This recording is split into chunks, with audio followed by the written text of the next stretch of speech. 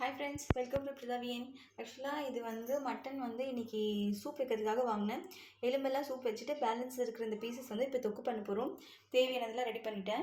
Soup பார்த்திங்கன்னா சூப்பராக ready பண்ணி ஈவினிங் குடிச்சாச்சு. பேலன்ஸ் கொஞ்சம் இருக்குது. இப்போ நம்ம அதை தொக்கு பண்ணிடலாம்.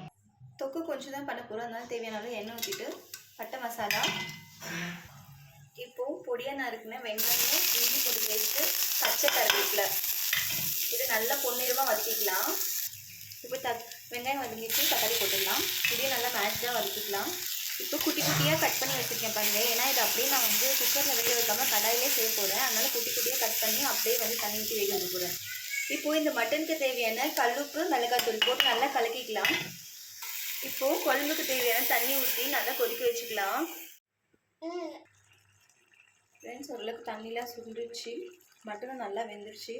ஆஃப் பண்ணிடலாம். தேங்க்ஸ் ஃபார் வாட்சிங்.